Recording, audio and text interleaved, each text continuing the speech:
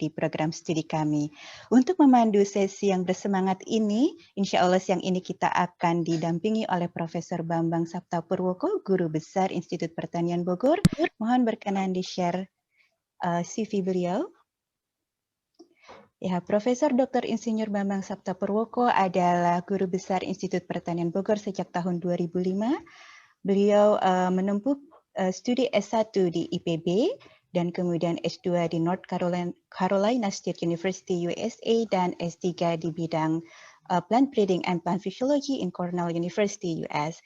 Beliau senantiasa menjadi inspirasi kami dengan berbagai penghargaan yang telah dicapai oleh beliau mulai dari dosen teladan hingga menerima Satya Lancana Karya Satya 20 tahun dan 30 tahun pengabdian yang luar biasa sangat panjang dan berbagai publikasi yang telah beliau hasilkan. Alhamdulillah pagi hari ini beliau berkenan memandu sesi kedua. Kepada Profesor Bambang Sapta Purwoko kami perkenankan untuk memandu sesi ini. Mangga Bapak dipersilahkan.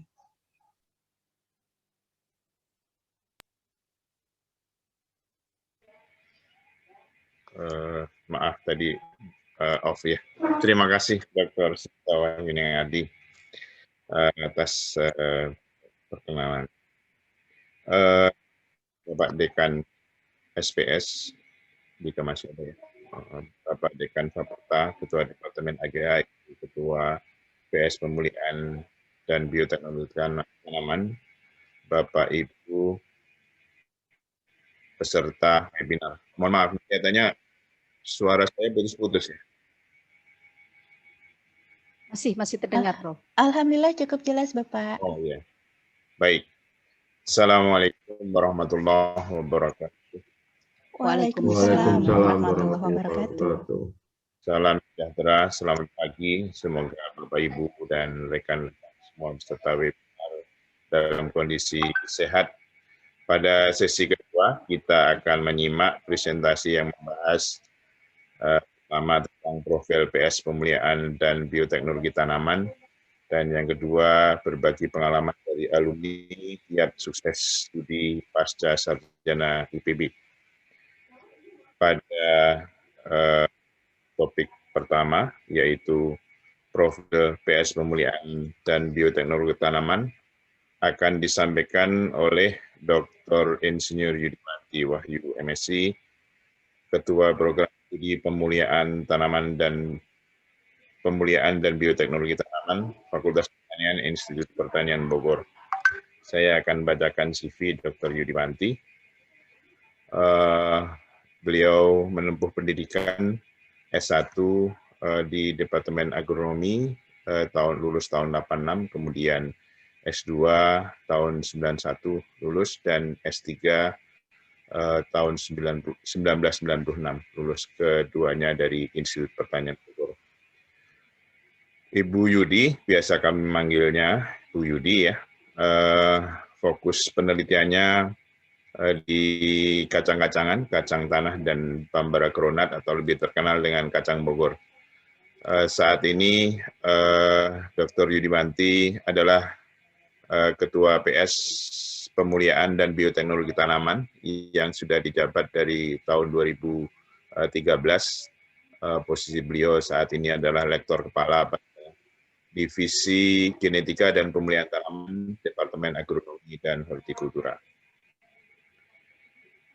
Saya persilahkan kepada Dr. Yudiwanti untuk menyampaikan presentasinya. Terima kasih, Prof. Bambang. Bismillahirrahmanirrahim. Assalamualaikum warahmatullahi wabarakatuh. Waalaikumsalam warahmatullahi wabarakatuh. Terima kasih Bapak Ibu sekalian, kepada Bapak Dekan Pascasarjana, Bapak Dekan Faperta, Bapak Kadep AGH, kemudian Bapak Ibu sekalian dari banyak institusi yang hadir. Alhamdulillah, terima kasih atas dukungannya. Saya mohon izin untuk share screen.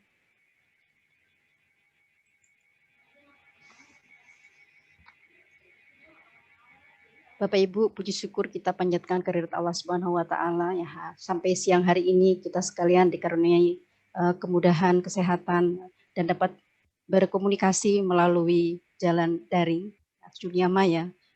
yang ternyata Allah sediakan, ya, sehingga kita masih mungkin untuk melaksanakan aktivitas selama pandemi ini, alhamdulillah. Dan salawat dan salam semoga senantiasa tercurah kepada junjungan Rasulullah Shallallahu Alaihi Wasallam. Ibu sekalian, saya mendapatkan amanah untuk menyampaikan tentang program studi pemuliaan dan bioteknologi tanaman. Program studi kami sudah ada dari tahun 2007. Sudah waktu itu adalah diawali dengan program kami sebutnya adalah kurikulum mayor minor tahun 2007. Dan hingga sekarang berkembang, yang tadi alhamdulillah sampai akreditasi terakhir adalah kami menempati akreditasi A untuk S2 maupun S3. Bismillahirrahmanirrahim. Ya. Baik Bapak Ibu, mungkin kita akan bertanya kenapa sih kita terus menuntut ilmu. Ternyata jawabannya luar biasa. Rasulullah SAW bersabda, barang siapa yang menempuh jalan untuk menuntut ilmu, untuk mencari ilmu, maka Allah SWT akan mudahkan baginya jalan menuju surga.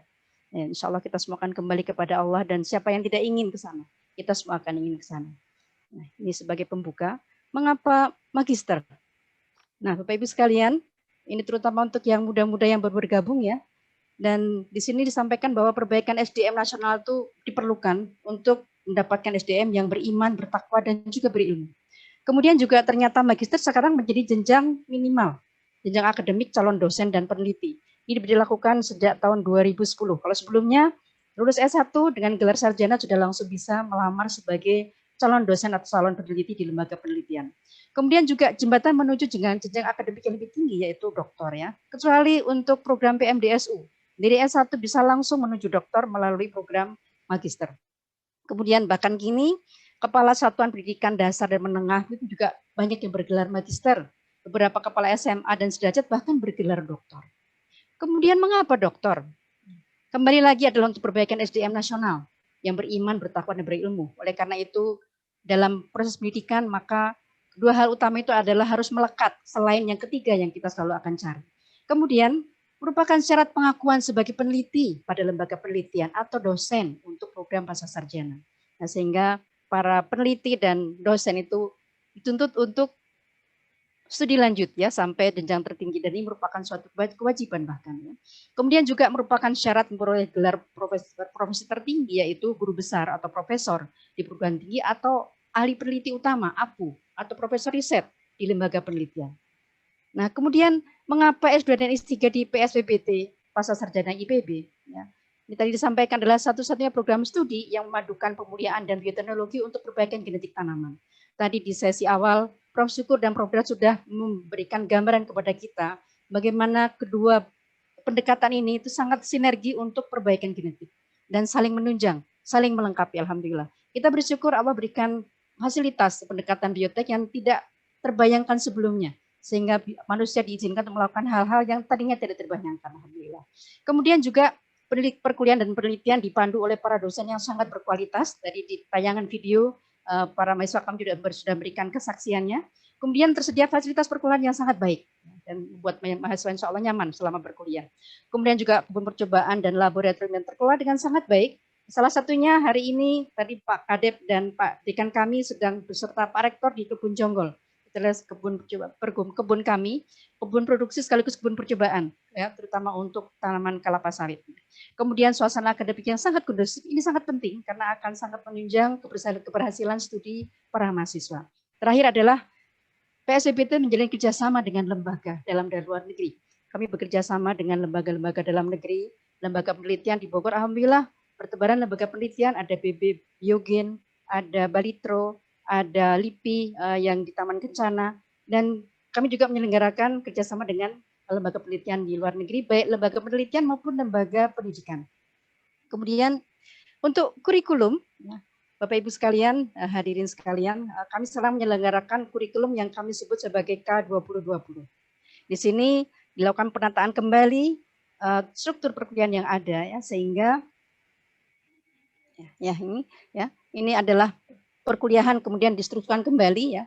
Kemudian juga selain mengerjakan final ya, yaitu penelitian untuk S2 berupa tesis, S3 berupa disertasi. Untuk apa? Harapannya adalah memperoleh atau membentuk para pembelajar yang tangguh, agile learner ya. Jadi tidak hanya belajar pada saat di perguruan tinggi tapi juga sesudah selesai tetap melakukan pembelajaran. Dan ini adalah mata kuliah yang kami tawarkan ya dari aspek keilmuannya.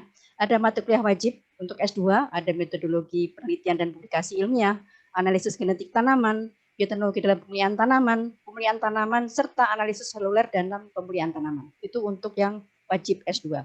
Sedangkan yang wajib S3, kami menyediakan perkuliahan yaitu perancangan pemulihan tanaman, omics dalam pemulihan tanaman, ini ilmu yang sangat-sangat mutakhir, serta pengolahan sumber daya genetik tanaman. Ini akan bekali para mahasiswa untuk dapat arif ya, menjaga sumber daya genetik yang kita miliki merupakan karunia Allah Subhanahu wa taala.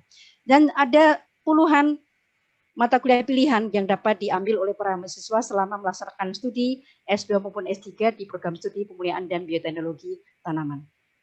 Kemudian kami dari SDM dosen ada 6 guru besar dan 1 guru besar emeritus dan 14 doktor, dan didukung oleh divisi genetika dan pemulihan tanaman serta divisi bioteknologi tanaman. Bapak Ibu cepat saja saya akan tunjukkan adalah para dosen kami, tadi ditayangkan disampaikan ada Prof. Sur, Prof. Dar, Prof. Bambang, Prof. Agus, Prof. Sobir, Prof. Syukur, kemudian Prof. Macik, nih, Prof. Nurhayati masih setia membersamai kami, alhamdulillah, di Dr. Hajrial, kemudian Dr. Darda, Dr. Armini, saya sendiri Yudiwanti, Dr. Dini, kemudian Dr. Iis Syarifah, Dr. Ning, Ikut Sumaning Tias, tadi moderator di sesi pertama, Dr. Dewi Sukma, Dr. Desta Wirnas, Dr. Megayani, Dr. Sinto, dan nah ini pameket kami ini, Dr. Awang, Dr. Willy, dan pengisi bungsu yang baru adalah Dr. Arya Widura Ritonga. Itu adalah tim pengajar di PS Pemulihan dan Bioteknologi Tanaman.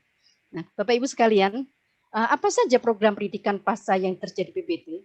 Ada S2 reguler, ya, jadi S2 berdasarkan perkuliahan. Kami juga menyediakan S2 by riset, tapi khusus untuk kerjasama dengan LIPI.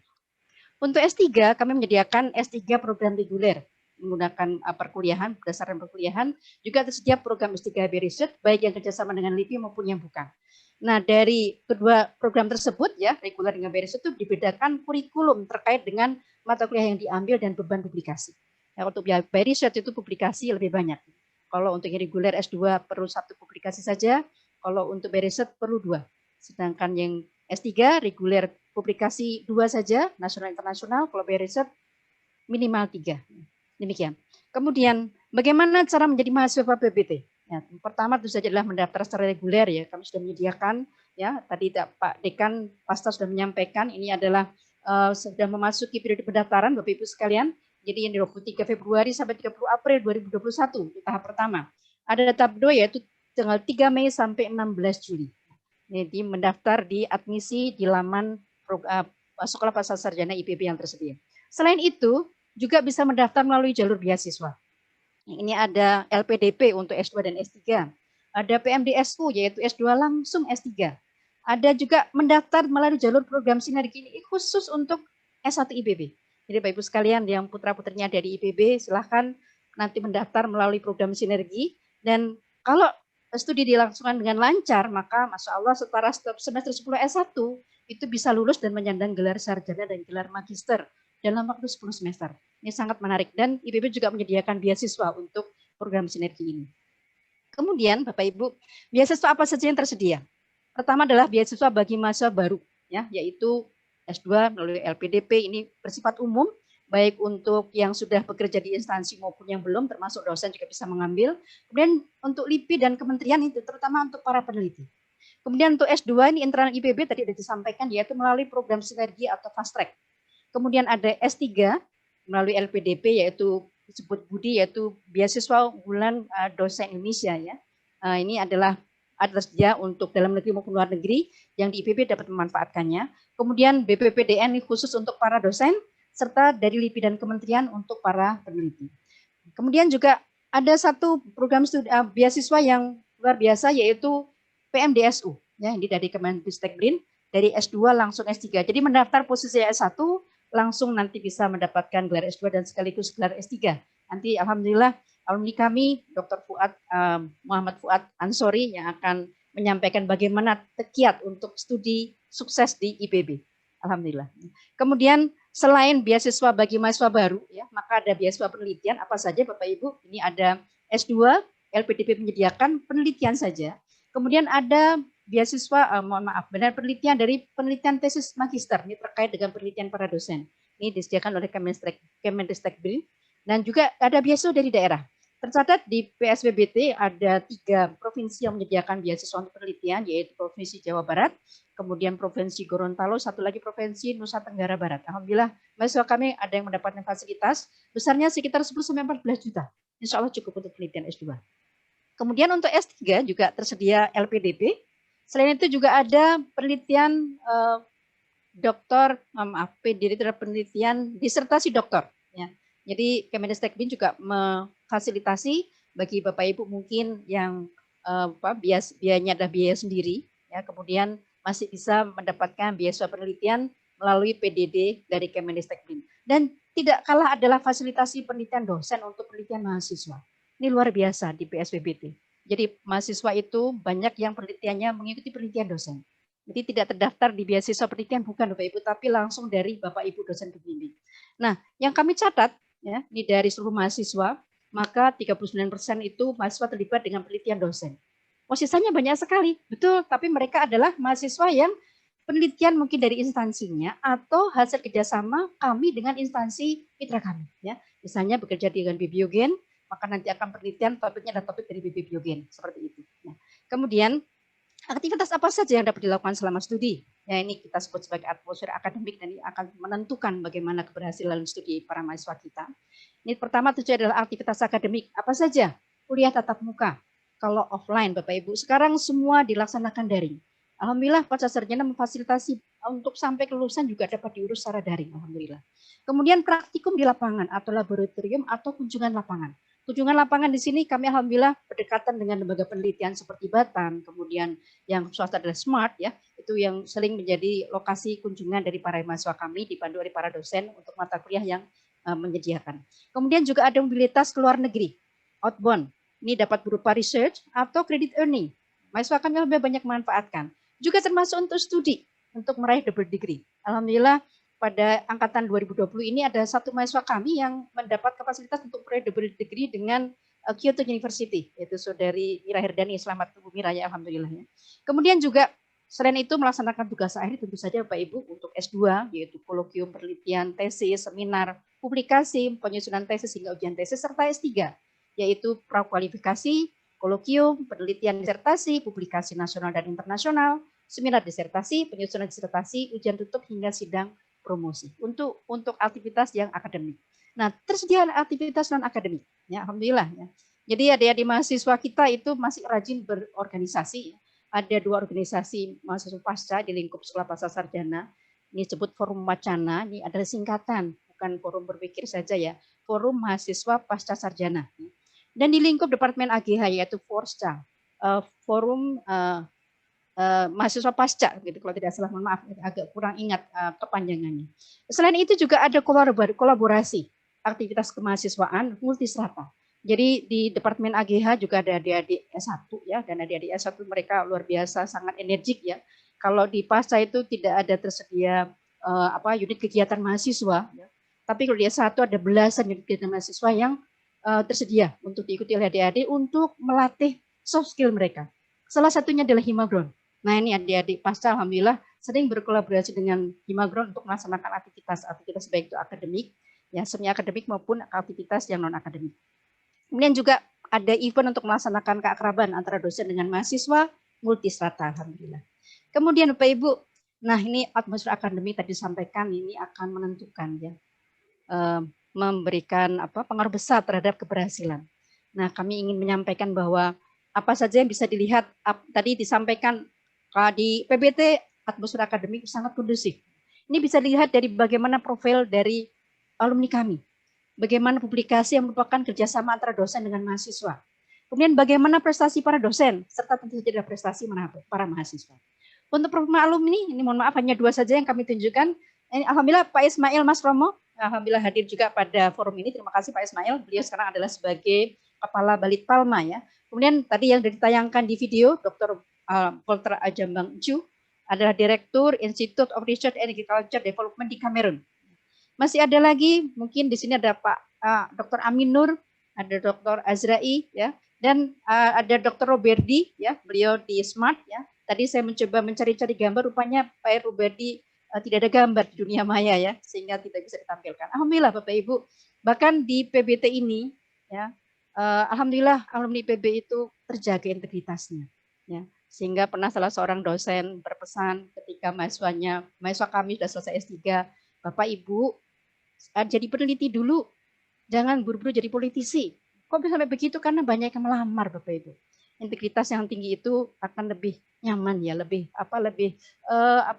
lebih tenang ya, sehingga kalau dijadikan pemimpin itu akan lebih bisa berkomitmen dengan baik, alhamdulillah.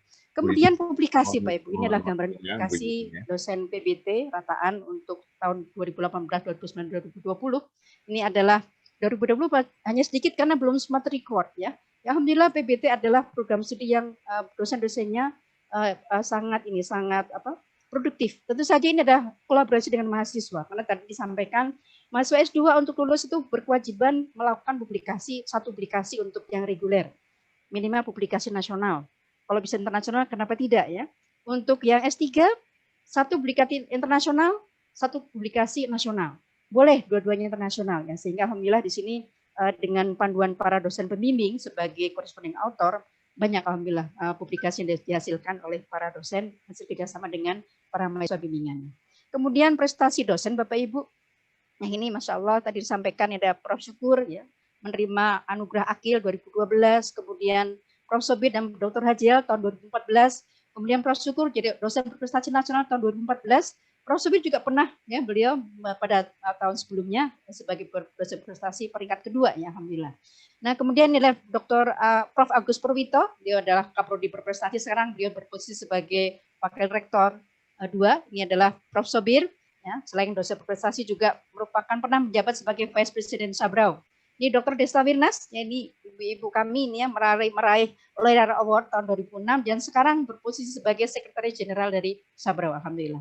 Kemudian dari sisi, mohon maaf Prof.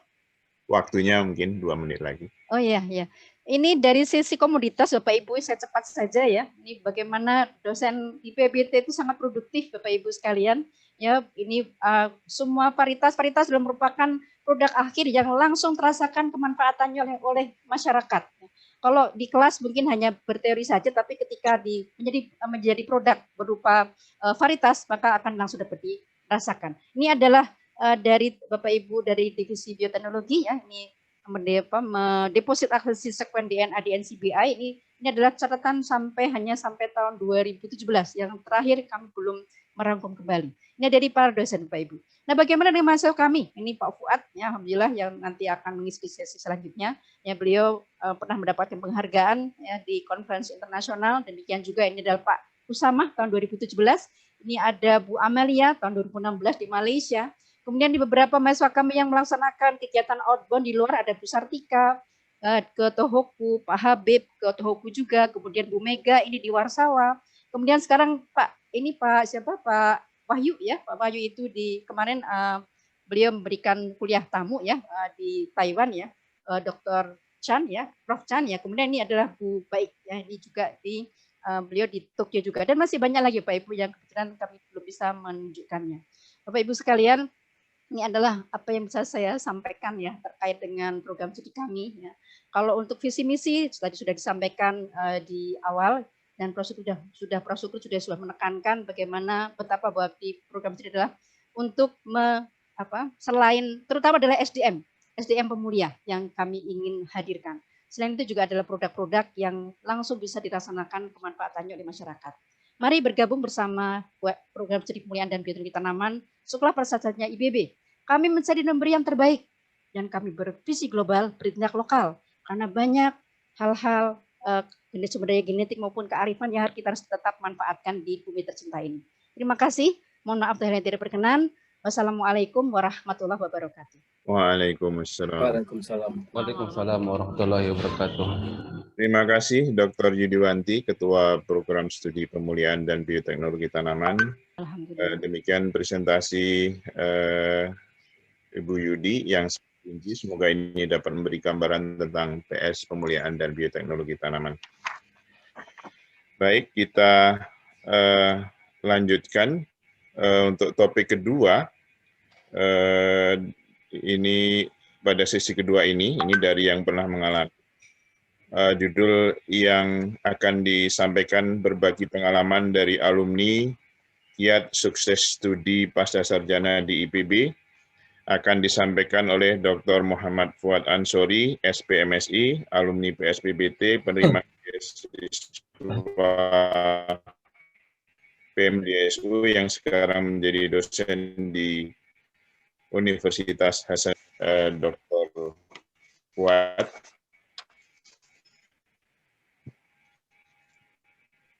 Dr. Fuad Ansori, sebagaimana tadi dan juga oleh Dr. Yudiwanti, lulus dan S3 19, lulus S3 pada umur 26 tahun bulan. Saat ini menjadi dosen muda di jurusan agronomi Universitas Hasanuddin dengan interest tentang statistika pertanian, pemuliaan tanaman, image processing, dan fisiologi stres.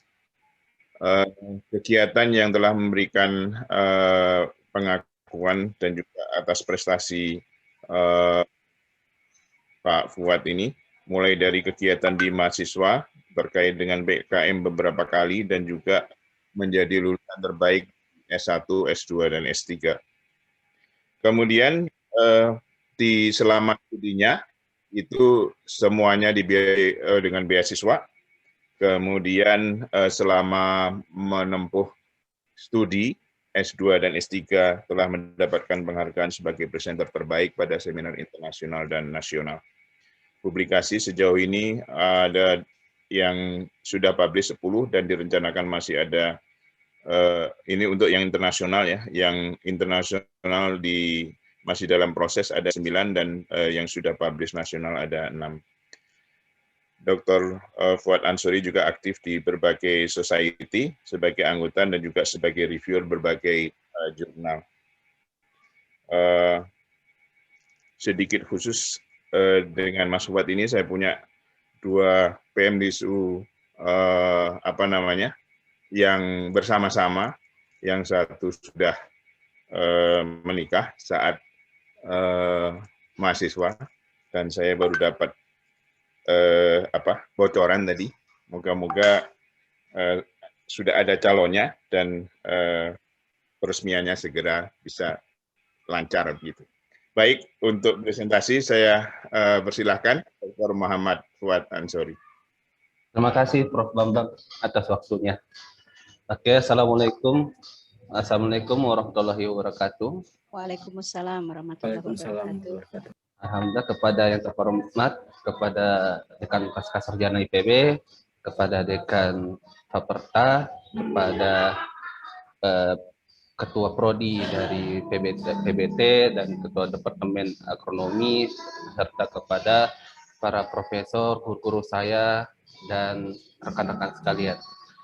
Sangat bersyukur dan bangga bisa menjadi bagian dari pemulihan tanaman dan ikut mempresentasikan dalam webinar ini. Mohon izin saya share screen.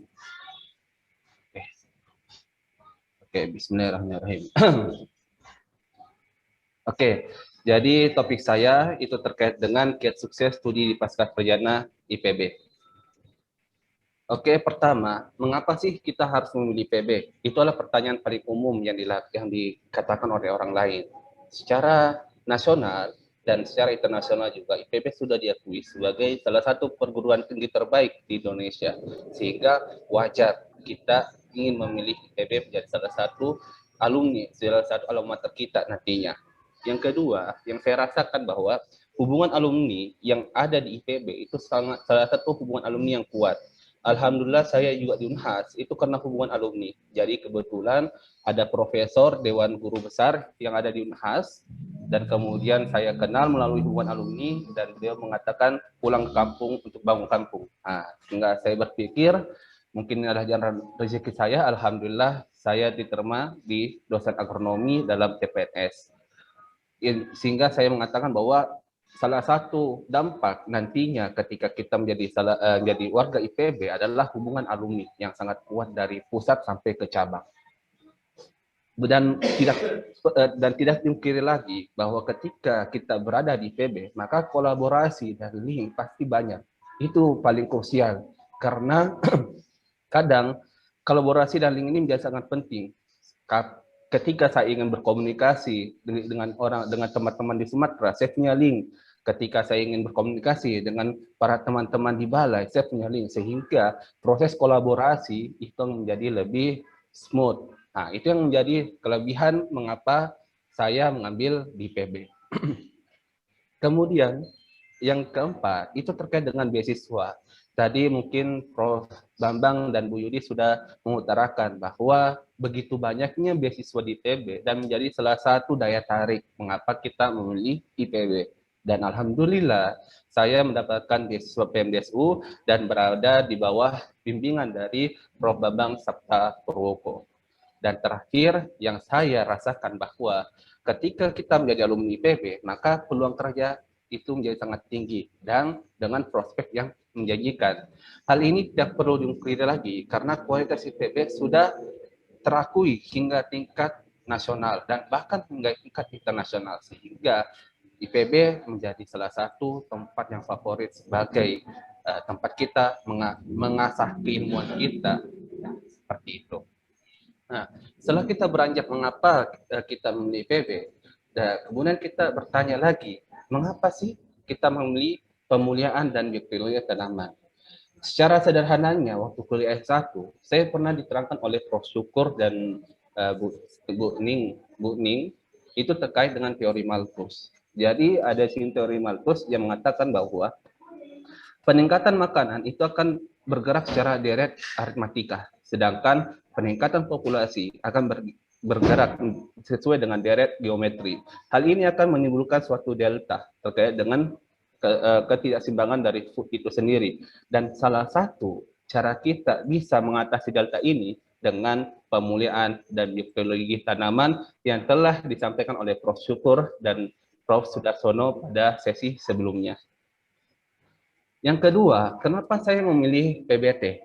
Karena saya menilai bahwa PBT itu suatu ilmu yang menarik, ilmu dan seni yang menarik, dan sedikit orang yang menekuninya. Tadi Prof. Syukur sudah mengatakan bahwa perbandingannya itu kalau tidak salah 1:3000. Nah, itu merupakan suatu perbandingan yang sangat luar biasa kecilnya. Nah, sehingga teman-teman dari pemulihan dan biokimia tanam ini itu selalu diminati oleh perusahaan-perusahaan, baik itu nasional maupun multinasional, baik itu dalam negeri, artinya berplat merah maupun yang berswasta, dan khususnya kepada pejabat negeri sipil, pegawai negeri sipil, karena beberapa universitas membutuhkan ini, beberapa balai membutuhkan pemulihan dan teknologi tanaman, sehingga sangat menjanjikan. Tetapi banyak anekdot yang terdapat di IPB itu sendiri, dan itu pun sudah menjadi rahasia umum. Masuk IPB itu gampang, tapi susah keluarnya. Itu paling banyak anekdotnya, ya. Namun sebenarnya ini tergantung dari pemikiran kita sendiri. Nah, buktinya saya sendiri. Alhamdulillah saya menyelesaikan studi saya dari S1 sampai S3 dengan jangka waktu 9 tahun. Di mana S1 saya ketika saya masih kurus, itu saya mendapatkan IPK 3,92 dan beasiswa Boswa Foundation. Dan S2 saya alhamdulillah keterima di PMDSU dan menjadi lulusan terbaik di Faperta pada 2015 sampai 2018. Ini sejarahnya kenapa 3 tahun, itu karena ketidakjelasan waktu itu sistem dari PMDSU. Terakhir 2017 terakhir, langsung kita disuruh untuk menyelesaikan S2. Padahal awalnya itu tidak ada S2.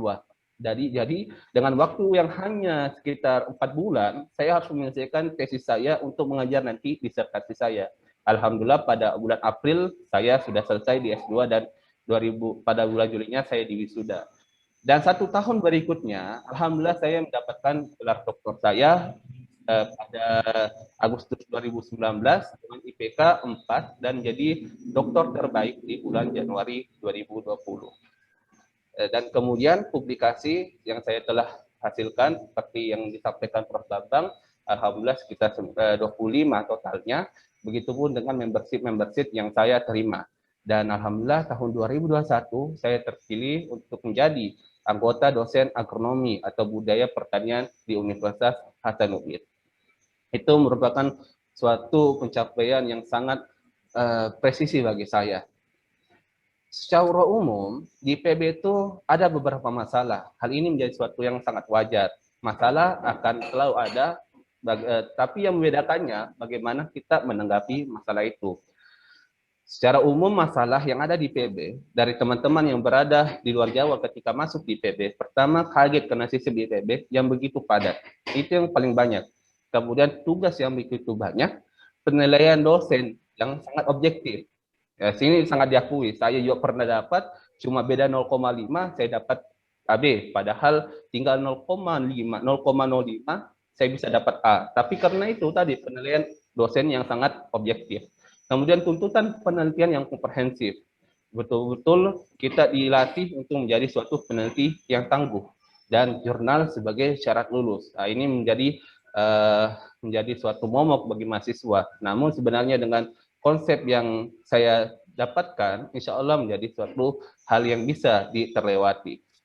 Jadi apa yang kita pikirkan, itulah yang menjadi kenyataan. Jangan berpikir akan masalahnya, tapi pikirkan akan solusinya. Jadi saya akan menceritakan terkait dengan kiat-kiat yang saya lakukan ketika di IPB. Yang pertama, tentukan terkait dengan target dan planning. Ada ilustrasi terkait dengan motor. Kira-kira kalau kita mengendarai motor tanpa suatu tujuan tertentu, kita berhenti di mana? Kira-kira pasti kita akan berhenti ketika bensin itu habis, ya kan? Itu kita berhenti di situ tanpa kejelasan apapun, atau mungkin kita berhenti di pom bensin. Nah, begitupun juga dengan anak panah. Ketika kita memanah tanpa suatu target, anak panah itu akan terbang kemana saja, karena tanpa arah. Nah, di sini dijelaskan bahwa begitu pentingnya suatu target dan visi. Ilustrasi lain terkait dengan ibadah. Kenapa kita disuruh berdoa? Bila Tuhan Maha Kuasa dan Maha Tahu hati seseorang, pasti Tuhan itu langsung memberikan saja. Tidak perlu kita berdoa secara spesifik. Namun, Tuhan menyuruh kita berdoa secara spesifik terhadap apa yang kita mau. Hal ini menjelaskan bahwa dalam kehidupan kita harus punya visi dan misi yang jelas. Itu pertama. Yang kedua, dan yang paling krusial adalah teori prioritas. Di sini saya sampaikan ada 4 konsep. Penting, mendesak, tidak mendesak, penting, dan tidak penting. Nah, kalau mendesak dan penting, ini harus kita lakukan. Ibadah, menyelesaikan masalah, ujian, tugas, sampai belajar jurnal. Begitupun juga dengan tidak penting mendesak, yaitu pertemuan mendadak dan pelaporan mendadak. Ini yang biasa krusial yang terjadi, tapi itu harus diselesaikan. Kemudian penting dan tidak mendesak, seperti perencanaan, silaturahmi, perawatan, rekreasi, nonton bioskop, dan olahraga. Yang paling bahaya yaitu tidak penting dan tidak mendesak, dan ini paling banyak virus bagi mahasiswa, yaitu berleha-leha, main game tanpa batas, menunda-nunda pekerjaan, YouTuber, dan over medsos. Nah, seperti itu.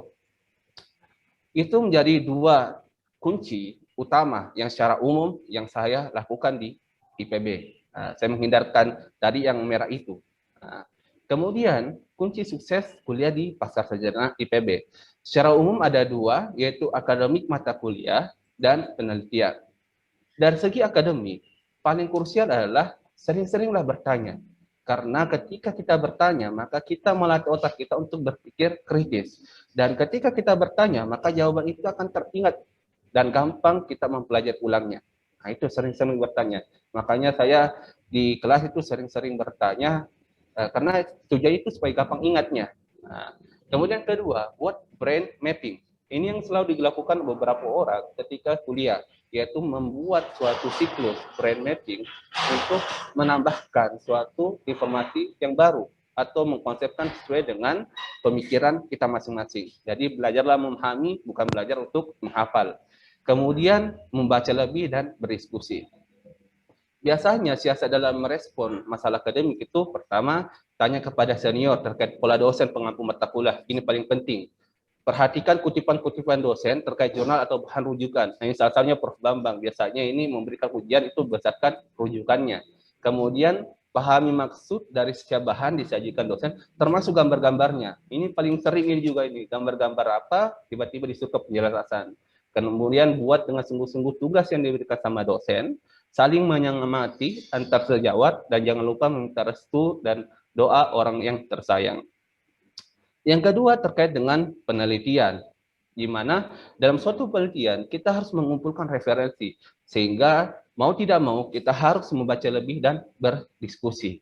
Setelah kita mendapatkan suatu informasi, baru kita melakukan konsultasi.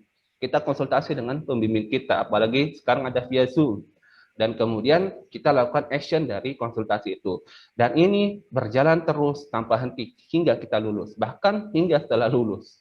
Seperti itu. Dan yang paling krusial adalah peran mahasiswa dan peran pembimbing. Di sini ada suatu siklus di mana ada mahasiswa aktif, ada mahasiswa pasif, ada dosen yang aktif dan dosen yang kurang aktif. Ketika dosen aktif, mahasiswa aktif, pasti sangat cepat lulusnya. Ketika mahasiswa aktif, dosen kurang aktif, insya Allah lulus kurang lebih tepat waktu. Mahasiswa, dosen aktif dan mahasiswa pasif, insya Allah lulus pada waktu yang tidak bisa ditentukan.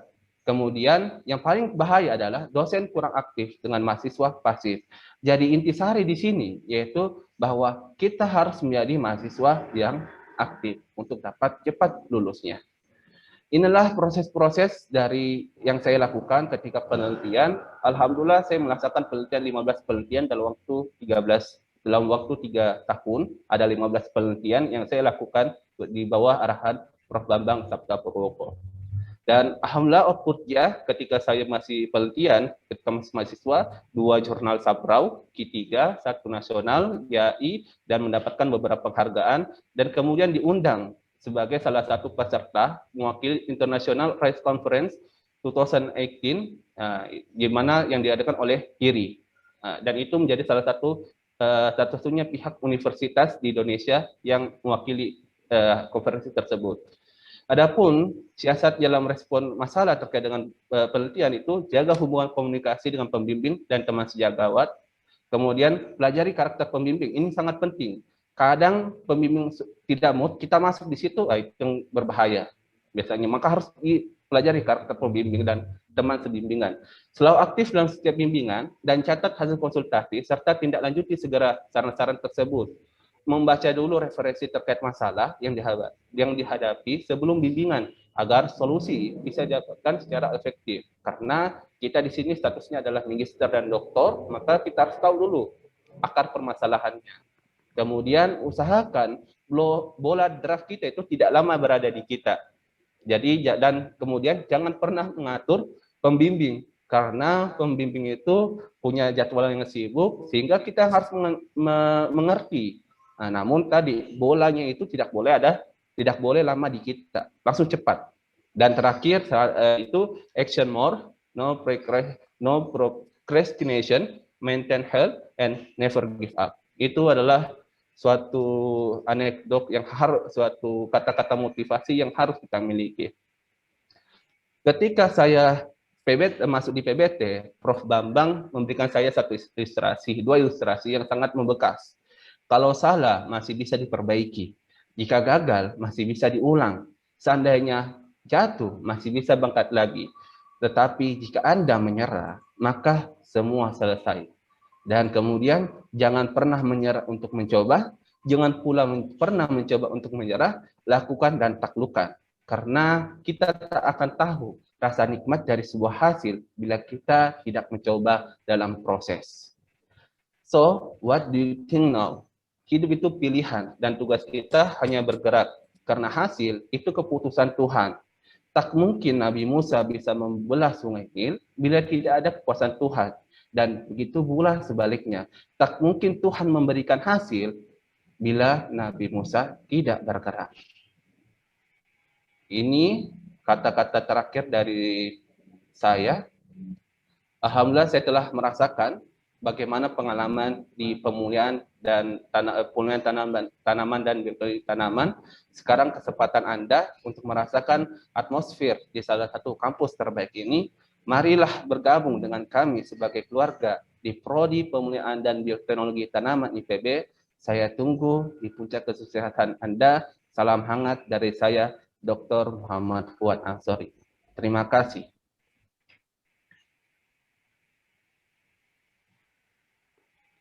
Baik, terima kasih banyak Dr. Muhammad Fuad Ansori. Demikian presentasi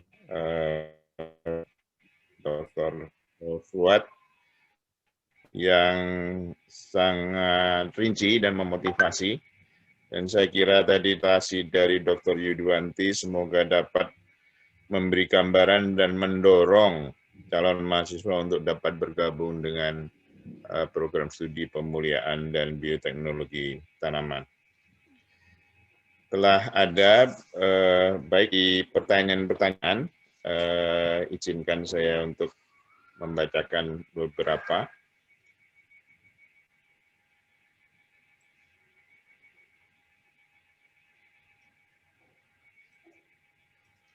Baik, panitia telah memilih untuk beberapa pertanyaan ya. Yang pertama ini 2 pertanyaan.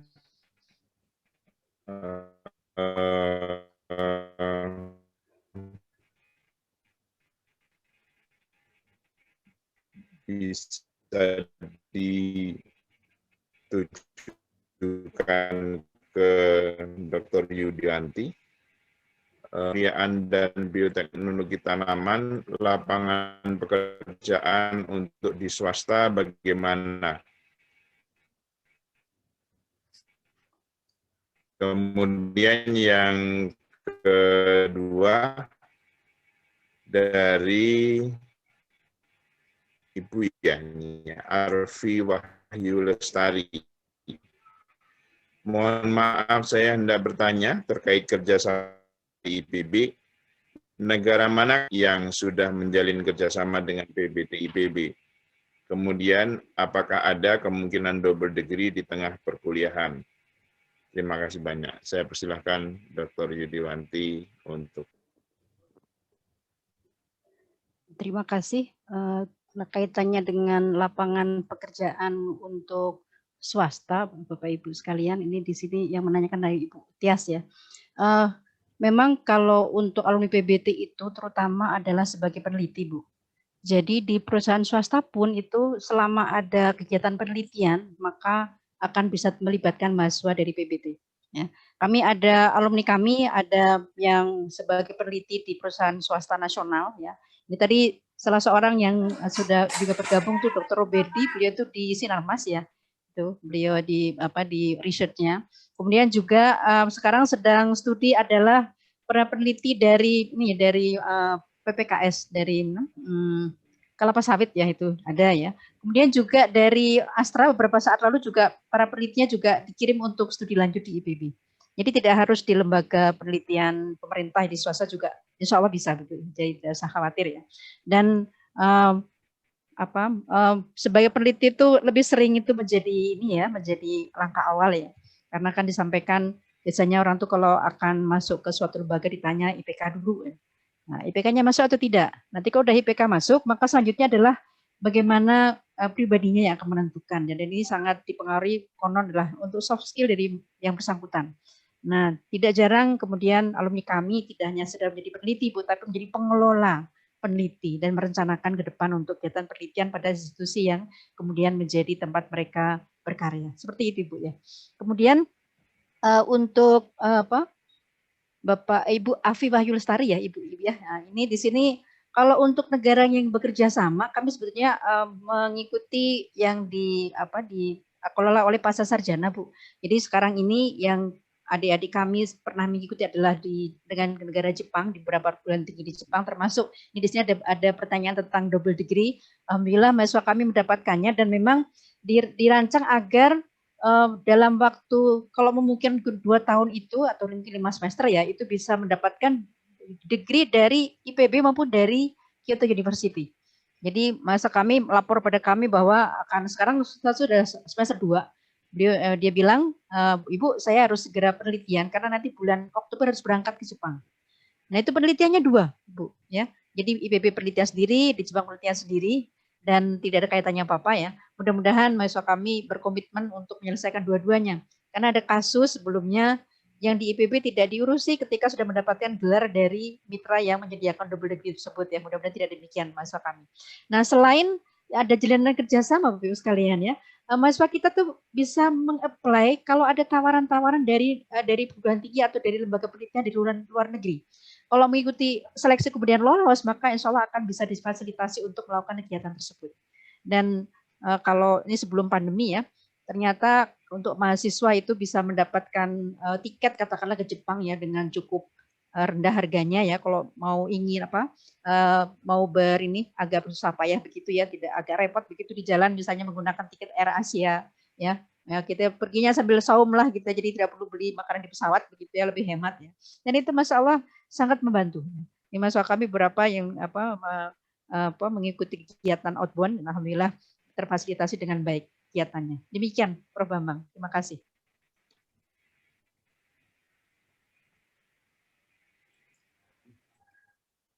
Terima kasih. Saya lanjutkan pertanyaan yang berikutnya. Untuk Pak Dr. Fuad, ini dari kita agar senantiasa bersemangat dalam menyelesaikan studi selama kuliah pasca sarjana. Kemudian, atau itu dulu mungkin, nanti yang berikutnya. Silakan. Terima kasih atas Pak Fuad pertanyaannya. untuk menjawab. Ya, terima kasih Prof atas pertanyaannya, dan pada penanya terima kasih.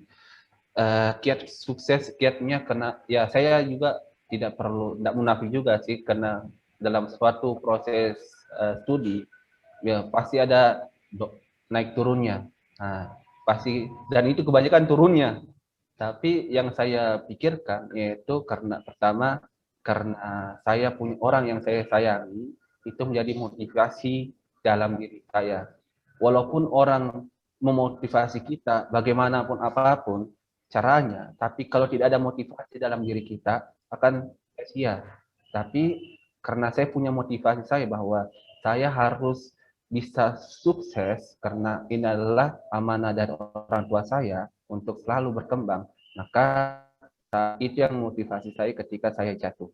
Dan itu sering. Dan kemudian yang kedua, saya bersyukurnya ada pembimbing saya yang senantiasa menyukai saya sekali, Bu Iswa, Prof. Bambang, dan Bu Sinta serta Pak Willy. Data saya yang kacau, tapi beliau selalu menyemangati saya bahwa carilah sisi positifnya, carilah sisi positifnya. Alhamdulillah dari sisi positif tersebut, yang awalnya itu dikira itu merupakan data gagal, ternyata ada sesuatu yang bisa dipublikasikan dan bahkan masuk di Q3. Jadi di sini saya beranggapan bahwa segala sesuatu masalah yang diberikan kepada kita itu merupakan suatu proses pembelajaran. Saya bersyukur karena penelitian saya itu tidak ada yang smooth. Semua pasti ada masalah-masalahnya, baik itu masalah kecil maupun masalah besar. Tapi saya bersyukur karena ketika ada masalah, maka saya lebih berkembang dari biasanya. Saya akan berpikir 5 kali lipat, 6 kali lipat, 7 kali lipat bagaimana menyelesaikan masalah tersebut. Tapi inti dari masalah itu kita harus menghadap ke Tuhan. Karena terkadang masalah itu diciptakan agar menegur kita. Mana yang lebih hebat? Kau, hamba, atau saya sebagai Tuhan? Nah itu yang saya, jadi memang harus ada motivasi dalam diri saya, diri kita untuk terus berkembang. Begitu mungkin Prof.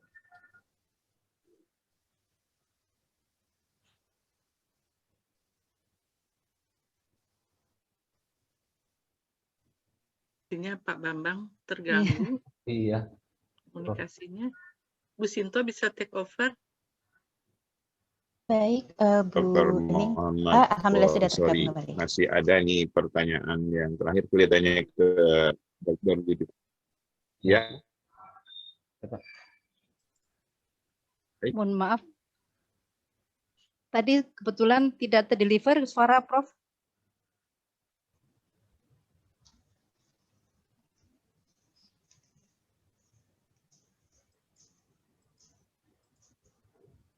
Oh, Prof. Bambang. Bu Sinto, bisa apakah di boleh Bu Sinto dari Mohon maaf. Oh, alhamdulillah. Sudah bergabung lagi Pak Bambang? Sinyalnya agak terganggu ya. Iya. Ini saya bantu Dr. Yudiwanti. Iya. Dari Bu Frederick Sinar Mas Forestry.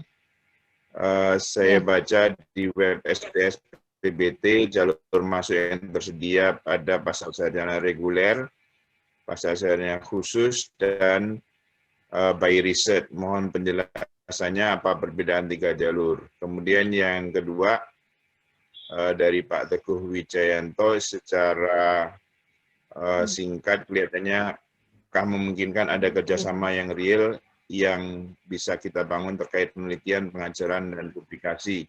Karena alumni Universitas Halu Oleo banyak yang lanjut ke S2, S3 di IPB.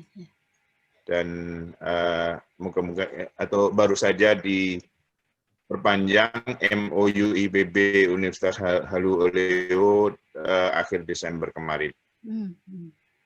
Kemudian disampaikan bahwa di Sulawesi Tenggara banyak plasma nutfah SDG tanaman. Saya persilahkan, Dr. Yudiwanti. Terima kasih, Prof. Bambang. Terima kasih, Bu Federica. Ya.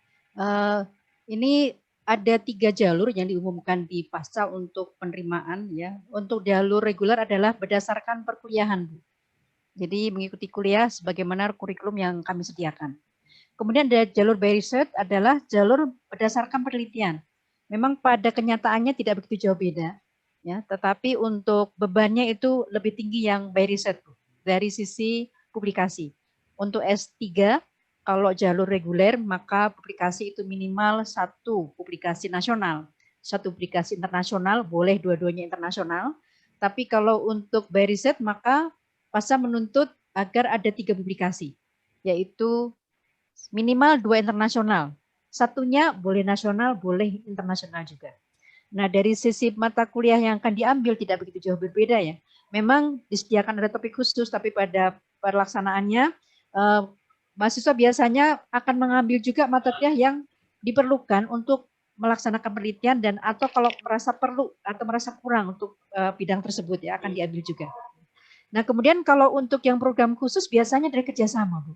Kerjasama pasca dengan suatu lembaga khusus, misalnya begini, pernah pasca ada bekerjasama informasi yang saya terima dari Pak Dekan, misalnya ada, kami tidak menerima S2 dari diploma 4 itu tidak diterima, tetapi kalau di suatu lembaga ada berapa stafnya yang diploma 4, kemudian akan melanjutkan S2 di IPB, maka itu ada kerjasama khusus dan nanti diberikan semacam matrikulasi begitu, ya, untuk khusus untuk para staf di instansi tersebut. Tidak terbuka untuk umum. Jadi itu salah satu bentuk perjalanannya yang programnya khusus.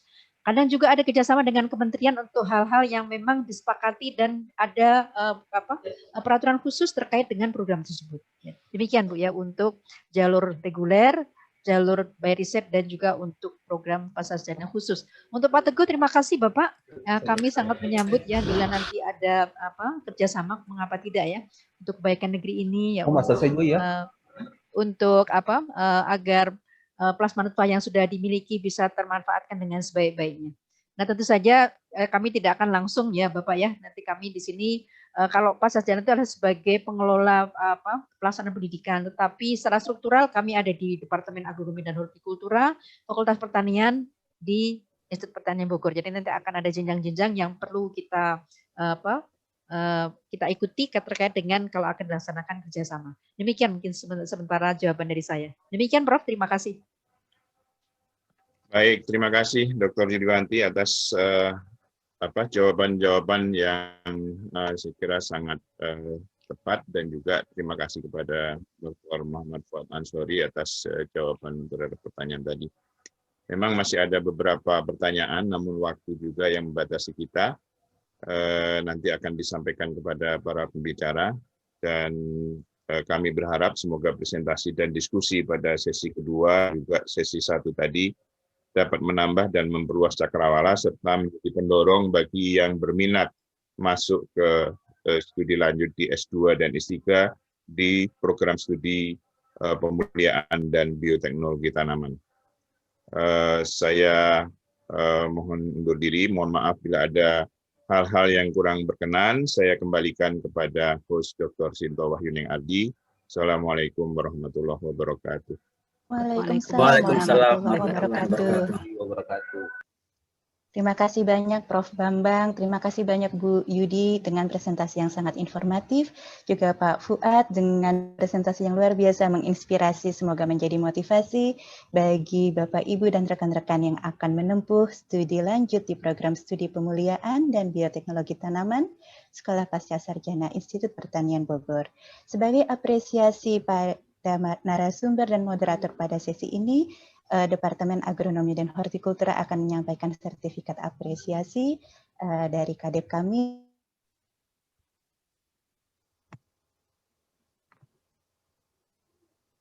Terima kasih Bu Sinto, diterima sertifikatnya alhamdulillah. Terima kasih Ibu Yudi selaku Kaprodi selanjutnya.